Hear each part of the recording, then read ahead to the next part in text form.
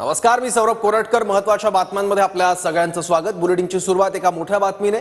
मुंबईतील धारावीमध्ये सध्या तणावाची स्थिती निर्माण झाली आहे। मशिदीचा अनधिकृत भाग तोडण्यावरून वाद झाला। शेकडो नागरिक हे रस्त्यावर आलेत। पोलीस बंदोबस्त वाढवला। बीएमसीच्या वाहनाची तोडफोड केल्याचं देखील कळतंय। त्यामुळे मुंबईतल्या धारावीत सध्या तणावपूर्ण स्थिती आहे। आणखी माहिती घेऊया, आपले प्रतिनिधी गिरीश गायकवाड आता आपल्यासोबत आहे। गिरीश,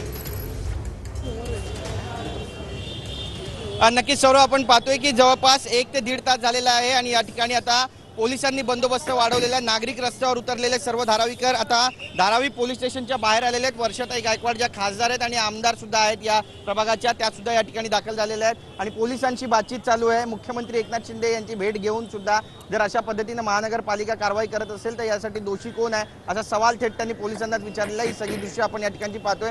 धारावीमध्ये एकीकडे रिडेव्हलपमेंटचा विषय आहे, पुनर्विकास होतोय, तर दुसरीकडे आपण पाहतोय की बरेच अनधिकृत बांधकाम आहे ज्यावर आता महानगरपालिका हातोडा फिरवण्याच्या मानसिकतेत आहे, तयारीत आहेत आणि हेच कारण आहे या सगळ्या परिस्थितीचं, गर्दी जमण्याचं। कारण आज सकाळी ज्यावेळी महानगरपालिकेचं पथक या मशिदीचं बांधकाम तोडण्यासाठी पोहोचलं, महबूबे सुबानिया मस्जिदला डिमोलिशनची नोटीस काल देण्यात आली होती आणि यानंतरच तणाव निर्माण झाला होता आणि आपण ही सगळी दृश्य पाहतोय की हे सगळे समाज बांधव जे आहेत ते आता रस्त्यावर उतरलेले आहेत। एक रस्ता जो आहे वाहतुकीचा तो या ठिकाणी त्यांनी अडवून ठेवलेला आहे, दुसरा रस्ता जो आहे तो सुद्धा अडवला होता, पण नागरिकांना पोलिसांनीच विनंती केली आणि त्यामुळे जो दुसरा रस्ता आहे तो आता वाहतुकीसाठी खुला करण्यात आलेला आहे। बॅरिकेटिंग करण्यात आलेली आहे। लेबर कॅम्प पासून जी बॅरिकेटिंग आहे ती धारावी 60 फीट रोड आणि 90 फीट रोड या ठिकाणी पूर्णपणे बॅरिकेटिंग आपल्याला पाहायला मिळते। पोलिसांचा अतिरिक्त बंदोबस्त या ठिकाणी मागवण्यात आलेला आहे। महानगरपालिकेच्या ज्या गाड्या त्या आज सकाळी ज्यावेळी या ठिकाणी घटनास्थळी पोहोचल्या त्याच वेळी नेमका हा वाद सुरू झाला होता आणि वर्षाताई गायकवाड यांना सुद्धा फोन करून सांगण्यात आलं होतं की अशा पद्धतीने महानगरपालिकेचे कर्मचारी डिमोलिशनसाठी आलेले आहेत,